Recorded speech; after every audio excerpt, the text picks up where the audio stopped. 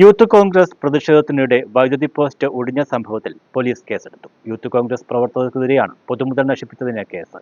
ജില്ലാ president MP Praveen അടക്കം 5 പേരെയും കണ്ടാലറിയാവുന്ന 25 പേരെയും പ്രതികളാക്കിയാണ് കേസെടുത്തിരിക്കുന്നത്. ജാമ്യം ലഭിക്കാൻ യൂത്ത് കോൺഗ്രസിന് പോസ്റ്റിന്റെ പണം അടയ്ക്കേണ്ടി വരും. പോസ്റ്റ് കുഴിച്ചിടുവാനുള്ള ചിലവടക്കം യൂത്ത് കോൺഗ്രസ് പ്രവർത്തകരിൽ നിന്ന് ഈടാക്കണമെന്നാണ് പോലീസിന്റെ നിലപാട്. ബുധനാഴ്ച ദേവസ്വം ഓഫീസിലേക്ക് യൂത്ത് കോൺഗ്രസ് നടത്തിയ മാർച്ചിനിടെയായിരുന്നു കേസിനാസ്പദമായ സംഭവം നടന്നത്. പ്രതിഷേധം തടയുന്നതിനായി ബാരിക്കേഡും വടവും ബന്ധിപ്പിച്ചിരുന്നത് അടുത്തുണ്ടായിരുന്ന കാലപ്പഴക്കം ചെന്ന ഒരു വൈദ്യുത തൂണിലായിരുന്നു. പ്രതിഷേധക്കാരും പോലീസും തമ്മിൽ ബലം പിടിക്കുന്നതിനിടെ കണക്ഷനുണ്ടായിരുന്ന വൈദ്യുതി പോസ്റ്റ് ഒടിഞ്ഞു വീണു. ഇതുകണ്ട പോലീസുകാരാണ് പോസ്റ്റ് ആദ്യം താങ്ങിപ്പിടിച്ചത്.